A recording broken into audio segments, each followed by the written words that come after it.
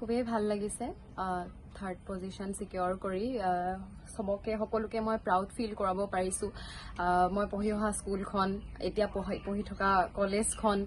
আৰু নিজৰ মা দেউতা সমগ্ৰ তিনিচুকীয়া ডিষ্ট্ৰিক্ট আৰু অসমলৈ গৌৰৱ কঢ়িয়াই আনিব পাৰিছো যথেষ্ট ভাল লাগিছে সুখী হৈছো মই আৰু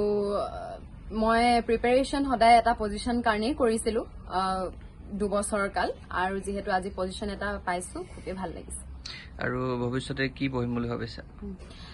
যেহেতু ইংলিছটো মোৰ কমফৰ্ট জোন হয় ইংলিছটো মোৰ জনাৰ হয় সো মই ইংলিছে পাৰ্সু কৰিম আৰু ইংলিছতে মাষ্টাৰ্ছ আৰু PhD ডিগ্ৰী বুলি ভাবিছো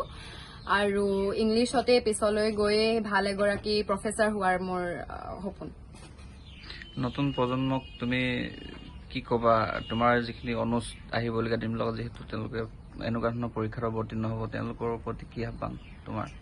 মোৰ জুনিয়ৰ্ছ খিনিলৈ মই ক'ব বিচাৰিম এতিয়া যেহেতু সিচুৱেশ্যন কৰোনাৰ বহুত হেৰি হৈ আছে তেওঁলোকে ক্লাছো এটেণ্ড কৰিব পৰা নাই অনলাইন ক্লাছেছ তো মই তাকে ক'ব বিচাৰিম যে এতিয়া